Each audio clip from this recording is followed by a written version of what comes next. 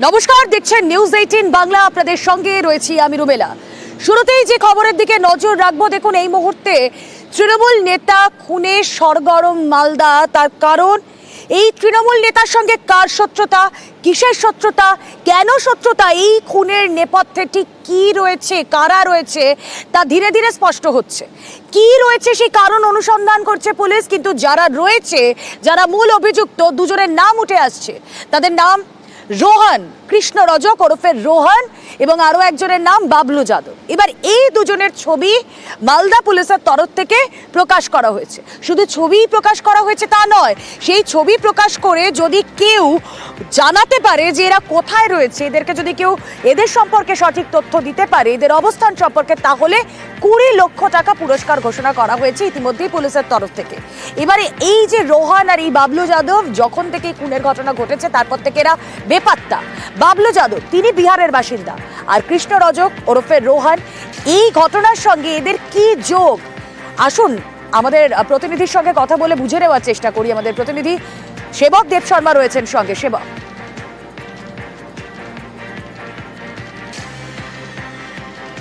খুনের ঘটনায় নতুন করে দুজনের ছবি প্রকাশ করেছে পুলিশ আজকে, এবং 2 লক্ষ টাকা পুরস্কারের কথাও পুলিশ আজকে, এবং 2 লক্ষ টাকা পুরস্কারের কথাও জানানো হয়েছে। এরা ওয়ান্টেড এমনটাই পুলিশ জানাচ্ছে, এরা এখনো অধরা। আমরা দেখেছিলাম এই খুনের ঘটনায় 5 জনকে আগে গ্রেপ্তার করা হয়েছিল, নতুন করে আরো 2 জনের নাম এবং ছবি প্রকাশ্যে এলো। সব মিলিয়ে পুরো গ্যাং চিহ্নিত হয়েছে এমনটাই পুলিশ জানাচ্ছে।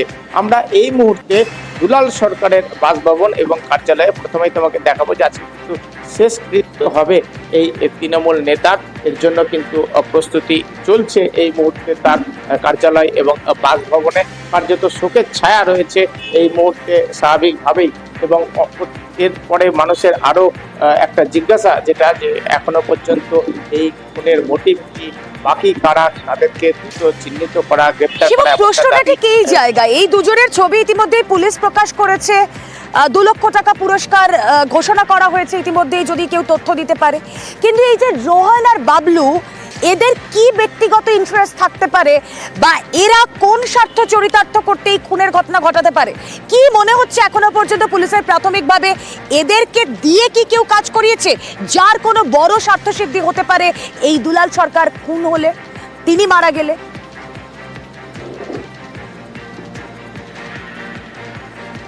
একদমই, দেখো এই প্রশ্নই বারবার করছেন পরিবার, এই প্রশ্ন করছে তার স্ত্রী, এই প্রশ্ন করছে তার অনুগামীরা। কারণ এখনো পর্যন্ত যে 5 জন গ্রেপ্তার হয়েছে তাদের মধ্যে কারোর সঙ্গেই দুলাল সরকারের সরাসরি কোনো রকম শত্রুতা এরকম পাওয়া যাচ্ছে না। ফলে তারা কোনো ব্যক্তিগত আক্রোশেই হোক বা অন্য কোনো রাজনৈতিক কারণে হোক, তারা দুলাল সরকারকে সরানোর চেষ্টা করবে, এই বিষয়টা কিন্তু পরিবার অন্তত মনে করছে না। আর এই কারণেই তারা উত্তর পেতে চাইছে যে যে গ্যাং চিহ্নিত হচ্ছে তারা কেন খুন করবে, কারণ মোটিভ না জানলে কিন্তু স্পষ্ট হচ্ছে না যে এর আড়ালে কে। আর এক্ষেত্রেই তদন্তে পুলিশ কিন্তু রোহনের খোঁজ পেতে চাইছে, কারণ এমনি এই 2 লক্ষ টাকা প্রাইজ মানি ঘোষণা করেছে তা নয়, কারণ এই দুজন, এই রোহন আর বাবলু, এই ঘটনায় তাদের ডিরেক্ট কি ইন্টারেস্ট রয়েছে, না তাদেরকে দিয়ে কেউ কাজ করিয়েছে, অবশ্যই সেই বিষয়টা স্পষ্ট হবে এরা দুজন ধরা পড়লে, এদেরকে জিজ্ঞাসাবাদ করলে। এবার আসি বাবলুর কথায়।